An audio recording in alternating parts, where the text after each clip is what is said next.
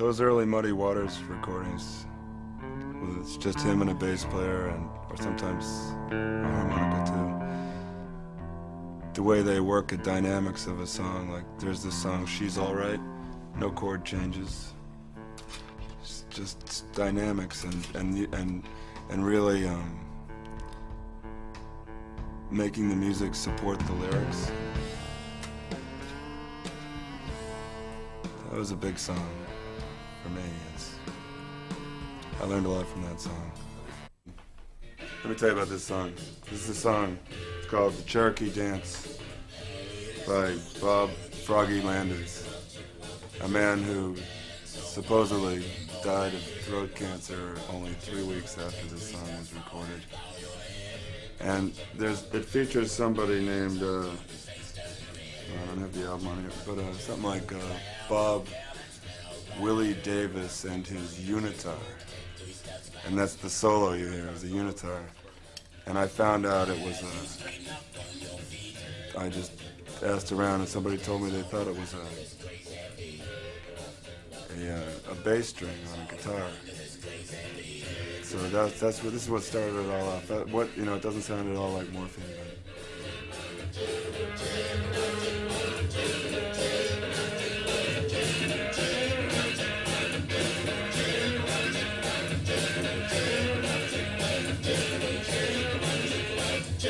Now that's gonna Cherokee dance.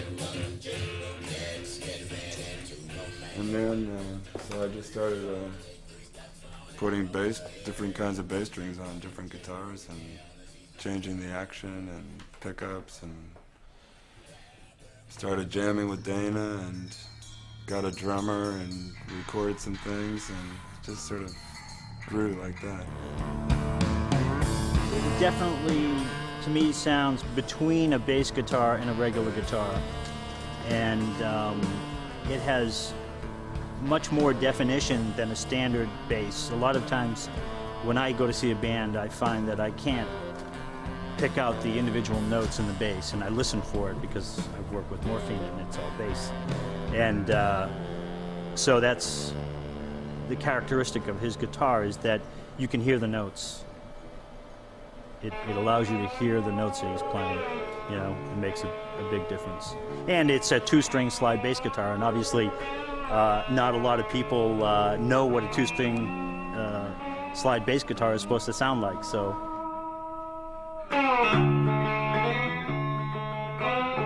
Beyond that, it's just like any other electric bass. It's a slab of wood with a skinny piece of wood screwed onto it, a couple of pickups and a volume control, And because I use a slide, I don't have to have any kind of fingering action at all. It can be really even cruder than that.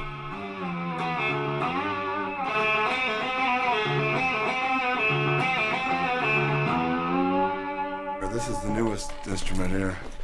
This is the tritar, one bass string and two guitar strings, and I'm looking for satisfying warmth in the low end, but still a balance for the high notes, because this guitar, I'm asking a lot from this guitar. I'm asking it to be two things, and it's hard to find a balance. Sometimes you'll find a pickup where the bass string will be too quiet compared to the high strings. And there's adjustments you can make within the pickups. There's a surprising amount of adjustments you can make considering how simple it is, but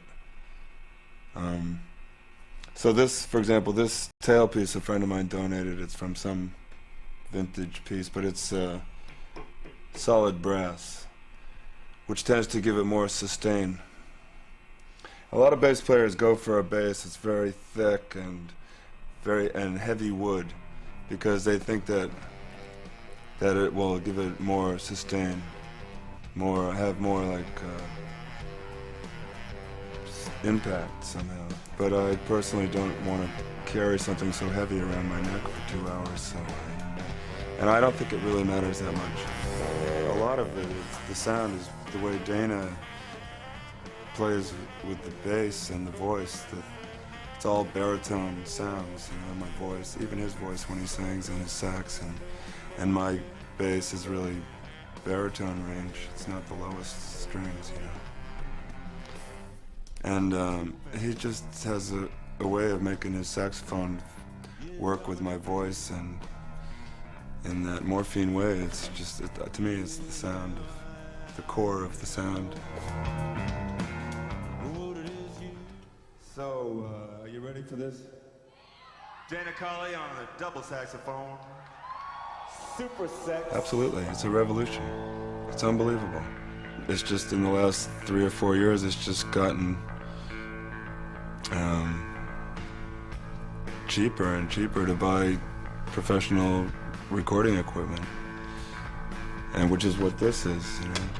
I mean, we put a lot of these recordings on our albums. There's nothing wrong with them, and we're not the only ones, of course. I just got an album from this band, 4 tracks. You know. Sounds better than most albums I hear.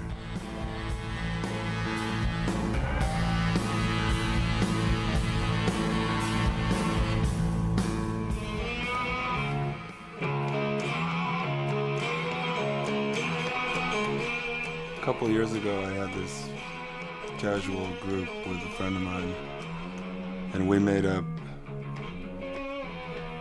we had a show where once a week, played for 3 hours, and we played different songs every week, and we would write all the songs while we played, just taking pop song conventions, and before the show we'd have dinner and we'd think of imaginary song titles. And then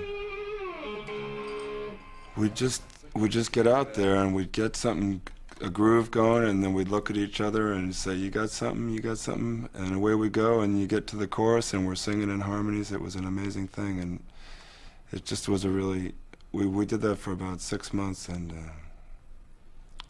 got a lot of good songs out of it. We made tapes of everything, and some of the songs are on the Morphine album. For me, what is the essence of a song?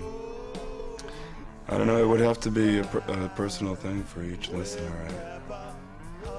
And for me, songs have different characters. Some songs I associate with old girlfriends, and other songs I associate with certain jobs I had, or songs just are the soundtrack. Everybody plays their own soundtrack, so.